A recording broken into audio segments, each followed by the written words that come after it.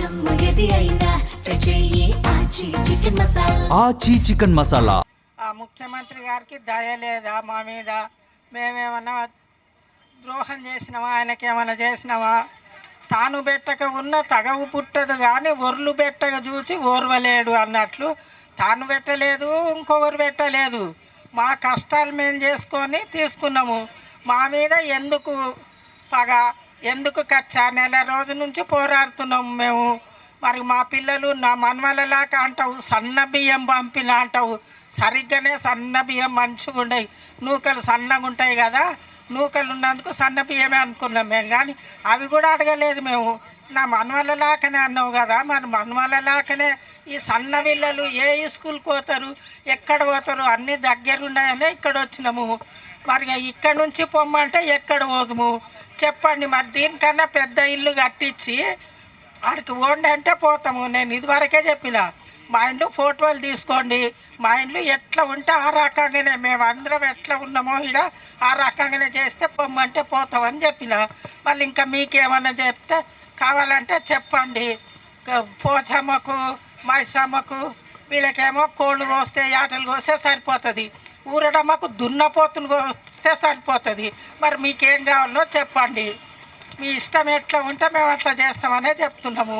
ఇదివరకు కూడా చెప్పినాము మస్తు సార్లు, ఇప్పుడు కూడా చెప్తున్నాము. మా అందులో ఏమన్నా పొరపాటు జరిగితే మా 450 పోర్షన్లులా ఎవరి నుంచి పొరపాటు జరిగితే కూడా చెప్పండి, మేము సరిదిద్దుకుంటాము. కాదనుకుంటే మాకు ఇట్లా కావాలి అని ఓ మ్యాటర్ పంపండి, ఆ రకంగా చేస్తాము అని ఇదివరకే ప్రార్థించినాము. మరి ఇప్పుడు కూడా ప్రార్థిస్తున్నాము, నమస్కారం చేస్తున్నాము. పెద్ద నమస్కారం చేస్తున్నా అందరి తరపుకెళ్ళి. నేను ఇదివరకే చెప్పిన శిరస్రాష్టాంగ నమస్కారం చేయమంటే కూడా నీ దగ్గర తీసుకొచ్చినా చేస్తాం. లేదా మా దగ్గరకు వచ్చి మా ఐక్యమత్యత చూడండి, మీరు ఒకసారి వచ్చి చూడండి. ఎన్నో దేశాలు తిరుగుతారు కదా, వీడికి రానికే మీకు ఎందుకు కుదరదు? ఒకసారి వచ్చి చూడండి, ఐక్యమత్యతతో ఉంటామా? ఎట్లా ఉంటారు ఈడ? మా పిల్లలంతా కన్న పిల్లలు లేక ఉంటాం. ఒక్కరికొక్కరు అన్నదమ్ములన్నా కొట్లాడి పోరాడి వేరే అవుతారు. కానీ మా 450 పోర్షన్లలో ఎవ్వరు కూడా ఒకరికొకరు పొరపాటే లేదు. అందుకోసం మీరు వచ్చి ఒకసారి చూడండి. మళ్ళీ లేకపోతున్నంటే నన్ను తీసుకపోతే మీకు శిరస్రాష్టాంగ నమస్కారం పెడతా అని చెప్పిన. ఎందుకంటే నువ్వు చిన్న అయిన పోస్టు పెద్దది ఉంది, అందరికీ రాజు నువ్వు, కాబట్టి నీ రాజుకు నమస్కారం పెడతా అని చెప్పిన. ఇంకా ఏం చెప్పాలనో చెప్పండి. మా నుంచి ఏ పొరపాటు జరిగినా కూడా క్షమించమని చెప్తున్నాము. అట్లా కాదనుకుంటే మ్యాటర్ పంపమని చెప్తున్నాము. మీకు ఎట్లా ఇష్టం ఉంటే అట్లా చేయండి. మాకు ఇంతకన్నా పెద్ద ఇల్లు కట్టించి మీ ఇంట్లోకి మీరు ఓండి అని నేను ఇంతకుముందే చెప్పాను. మా ఇల్లు ఎట్లా ఉందో నాదొక్కదాన్ని కాదు, మా 450 పోర్షన్లలో ఎవరిది ఎట్లా ఉందో ఫోటో తీసుకొని వీడియో తీసుకొని ఆ రకంగా కట్టించి ఆ ఇల్లు పక్కల ఆ ఇల్లే ఉండాలి. మళ్ళీ మా అందరం ఎట్లా ఉంటామో అట్లనే ఉండాలి.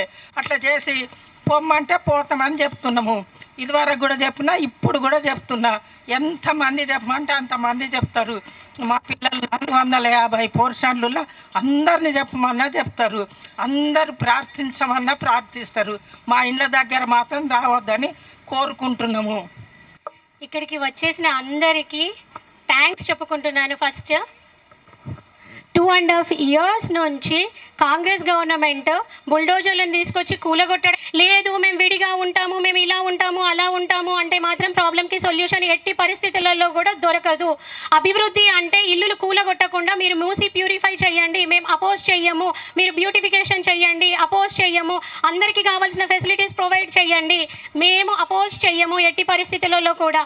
మీరు మేనిఫెస్టోలో 6 ప్రామిసెస్ చేశారు, అవి ఇప్పటి వరకు నెరవేర్చలేదు. ప్రతిదీ నో వచ్చి మా ప్రాబ్లంను విని మీ ఆలోచనలను మళ్ళీ చేంజ్ చేసుకొని ఇళ్లకు నష్టం జరగకుండా మీరు ఏ అభివృద్ధి అయితే చేయదలుచుకున్నారో, ఏ పొల్యూషన్ ఫ్రీ అయితే చేయదలుచుకున్నారో చెయ్యండి. మేమందరం మీతో భాగస్వాములం అవుతాము, కానీ ఒక్కరి ఇల్లు కూడా పోకూడదు. మేము కోరుకునేది అదే. Thank you. ఇక్కడికి మా ప్రాబ్లమ్స్ అర్థం చేసుకుని విచ్చేసిన అందరికీ థ్యాంక్ యూ సో మచ్. మనం అందరం ఒకే ఒక కామన్ కాజ్ కోసం ఫైట్ చేస్తున్నాం, ఇళ్ళని కాపాడుకోవడం కోసం. నా రిక్వెస్ట్ ఏంటంటే, నేను ముందు కూడా చెప్పాను చాలాసార్లు, ఈ ఇంట్లో ఆర్ మీరు కూలగొట్టాం అనుకుంటున్న ప్రతి ఇంట్లో చాలామంది ముసలి వాళ్ళు ఉంటారు, పిల్లలు ఉంటారు, ప్రెగ్నెంట్స్ ఉంటారు, హెల్త్ ఇష్యూస్ ఉన్న వాళ్ళు ఉంటారు, సింగిల్ పేరెంట్స్, విడోస్, చాలా ఫ్యామిలీ ఇష్యూస్ ఉన్న వాళ్ళు ఉంటారు. వాళ్ళందరూ ఆల్రెడీ వాళ్ళ లైఫ్ మెంటల్ పీస్ లేకుండా బాధపడుతూనే ఉంటారు. అలాంటి వాళ్ళని ఇప్పుడు సడన్గా మీరు వచ్చి పంపించేస్తామంటే అది కరెక్ట్ కాదు. ఇప్పటి వరకు ఎవరు గవర్నమెంట్ ఆఫీషియల్స్ మమ్మల్ని విజిట్ చేసింది లేదు, మా దగ్గరకు వచ్చి ఇది సిచ్యువేషన్ అని చెప్పింది లేదు. ఓన్లీ మీడియా త్రూనే చెప్తున్నారు కాబట్టి మేము కూడా మీడియా త్రూనే గవర్నమెంట్కి చెప్దాం అనుకుంటున్నాం. మేము ఇక్కడ నుంచి కదలం. ఒకవేళ మీరు మీ పాయింట్ మాకు చెప్దాం అనుకుంటే ప్లీజ్ మా దగ్గరికి రండి, మా ఇళ్ళకి రండి, ఒక మెట్టు దిగిరండి, మాతో మాట్లాడండి. దాని తర్వాత ఏదైనా మేము ఆలోచిస్తాం. ఇక్కడ నుంచి అయితే కదిలే ప్రసక్తి లేదు. ఎందుకు ఓన్లీ ఇళ్ళని మాత్రమే ఫోకస్ చేస్తున్నారు? మినిస్టర్ ఇళ్ళు చాలా ఉన్నాయి కదా, బఫర్ జోన్లో ఉన్నాయి, ఇల్లీగల్ కన్స్ట్రక్షన్స్ ఉన్నాయి, అవన్నీ ఎందుకు ఫోకస్ చేయట్లేదు? ఓన్లీ మిడిల్ క్లాస్ ఇళ్ళని మాత్రమే మీరు ఫోకస్ చేసి డెవలప్మెంట్ అనే కాన్సెప్ట్ ఎందుకు తీసుకొస్తున్నారు? డెవలప్మెంట్ అనే కాన్సెప్ట్ ఇన్ఫ్రాస్ట్రక్చర్ మీద పెట్టండి, ఎస్టీపీస్ బిల్డ్ చేయడం మీద పెట్టండి, స్కూల్స్ కన్స్ట్రక్ట్ చేయడం మీద పెట్టండి, గవర్నమెంట్ హాస్పిటల్స్ కన్స్ట్రక్ట్ చేయడం మీద పెట్టండి. ఒక గాంధీ విగ్రహం తీసుకొచ్చి దాన్ని డెవలప్ చేసి టూరిజం డెవలప్ చేస్తామంటే కాదు. ఒకవేళ మీరు ఇంత అప్పు తీసుకొస్తున్నారు, ట్యాక్స్ పేయర్స్ మనీనే కదా, ఎలా కడతారు మీరు వెనక్కి? రూపాయి ట్యాక్స్ కట్టే వాళ్ళకి మీరు సమాధానం చెప్పాలి, ఎక్కడి నుంచి మీరు తీసుకొచ్చి ఎలా కడుతున్నారు అనేది. ఒక ట్యాక్స్ పేయర్గా నేను గవర్నమెంట్ని క్వశ్చన్ చేస్తుంది అది.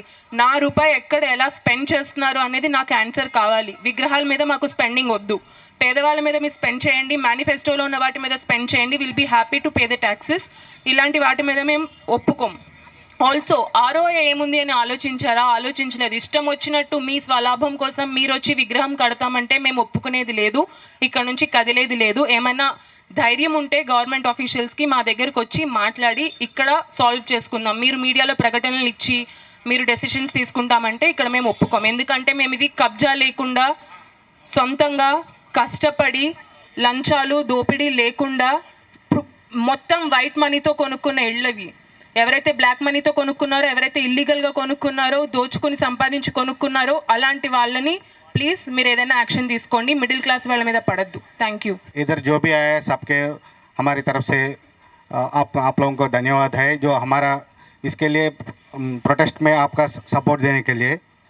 अभी हम स्टार्टिंग से देखेंगे तो जब से हमको इंडिपेंडेंस आया, आप लोग जानते हैं कि अपना डिफेंस फोर्सेस कितना लड़ाई लड़ा और आज के दिन भी लेटेस्ट ऑपरेशन सिंदूर तक भी कितना सैक्रिफाइसेस डिफेंस फोर्सेस किया, ये तो सभी जानते हैं. ये सब उसके बाद से जैसे हमको इंडिपेंडेंस से आया, उसके बाद से सभी गवर्नमेंट का जो मूल नारा क्या था, कोई बता सकते हैं? मूल नारा क्या था? डिफेंस फोर्सेस को छोड़ के తెలుగులోనా?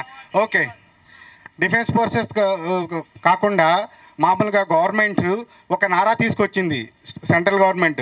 ఏంటిది ఎవరైనా చెప్పగలుగుతారా? జై జవాన్ జై కిసాన్ కాకుండా కూడా మెయిన్ 3 పాయింట్లు ఉన్నాయి. రోటీ కపడా మకాన్, రోటీ కపడా మకాన్. आज के दिन में इधर कोई रोटी मांग रहा है? ఇక్కడ ఎవరైనా రోటీ కావాలని అడుగుతున్నారా? ఇక్కడ ఉన్న వాళ్ళు ఎవరైనా మాకు ఇల్లు కావాలని కట్టించండి అని అడుగుతున్నారా? ఇల్లు కట్టించమని ఎవరు అడగటం లేదు. ఇక్కడ ఉన్న వాళ్ళు ఎవరైనా మాకు బట్టలు ఇవ్వండి అని ఎవరైనా అడుగుతున్నారా? ఇక్కడ ఉన్న వాళ్ళందరూ అడుగుతుంది ఏంటంటే మేము మా రిటైర్మెంట్ డబ్బులతో కొనుక్కున్న ఇంటిని కోల్చవద్దని మాత్రమే అడుగుతున్నాము. అవునా కాదా? అందరూ పెద్దగా చెప్పాలి, అవునా కాదా? అవును. సో ఇక్కడ ఏంటంటే మనం తెలుసుకోవాల్సింది ఏంటంటే ఇక్కడ చాలా రాంగ్ ప్రొజెక్టైల్ చేస్తున్నారు ఎవరైనా మన పీస్ఫుల్ ప్రొటెస్ట్ని. We are not against. మనము మూసీ డెవలప్మెంట్, మూసీ రిజర్వేషన్ లేకపోతే మూసీ క్లీనింగ్కి వీఆర్ నాట్ అగైనెస్ట్. మనము దానికి అగైనెస్ట్ కాదు. అవునా కాదా? పెద్దగా మనము మూసీలో క్లీన్ చేయడం శుద్ధీకరణకి మనం అగైనెస్ట్ కాదు. అవునా? పెద్దగా. బట్ మూసీ బ్యూటిఫికేషన్ పేరుతో డిమాలిషన్ ఆఫ్ హౌసెస్కి మనం అగైనెస్ట్. అవునా కాదా? మనము ఓన్లీ మూసీ బ్యూటిఫికేషన్ పేరుతో డిమాలిషన్ ఆఫ్ హౌసెస్కి మాత్రమే మన అగైనెస్ట్. మూసీ క్లీనింగ్కి కానీ మూసీ రిజర్వేషన్ కానీ మనం అగైనెస్ట్ కాదు. అవునా కాదా? పెద్దగా అండి, ఇంతమంది ఉన్నారు, సౌండ్ రావాలి. ఓకే. సో మనం ఇప్పుడు పాయింట్ అయితే క్లియర్ అయిపోయింది. మనం మూసీ క్లీనింగ్కి అగెనెస్ట్ కాదు, but in the name of the Musi development demolition of హౌసెస్కి మాత్రమే మనం against. So in the name of Musi development ఇప్పుడు మనం మూసి ఎక్కడి నుంచి స్టార్ట్ అవుతుందండి? వికారాబాద్లో ఉన్న Ananthagiri hills. Musi cleaning start చేయాలంటే అక్కడి నుంచి స్టార్ట్ చేయాలి.